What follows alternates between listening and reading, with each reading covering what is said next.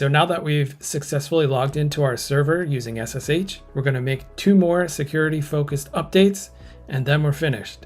The first one will be to no longer allow root to log in remotely.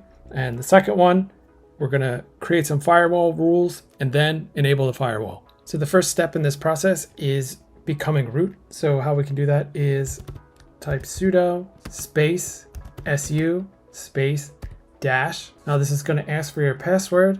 So you're just going to type in your password that you set for your user earlier. So when you start typing, you might notice that you're not seeing anything showing up in the terminal, and that's totally normal. Just continue typing your password like you normally would and then hit enter. So now you should see the prompt change and you can see that you're now root. So what we're going to do now is update our SSH config by adding a file with some contents in it. And we can do that by typing in echo space parenthesis permit with a capital P, root with a capital R, login with a capital L, space, no, and then close the parenthesis, and then space, greater than, space, /etc, /SSH, /SSHD underscore config .d /9999 dash no dash root dash login .conf, and then hit enter.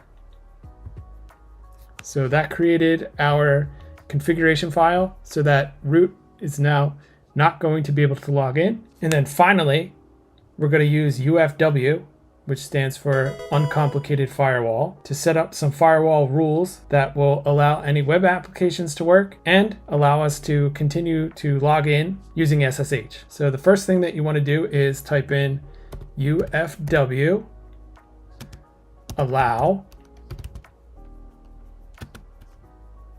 22, which is our port for SSH /TCP, and then hit enter.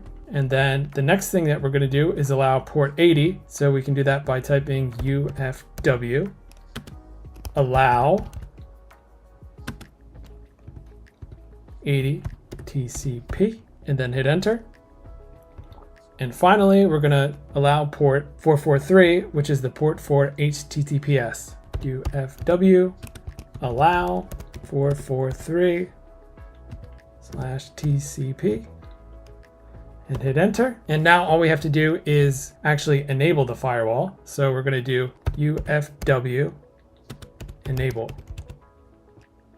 This is going to warn us that if this port 22 is not open, then we might get disconnected, but we already know that we opened it. So all we have to do is say Y, hit enter. Okay,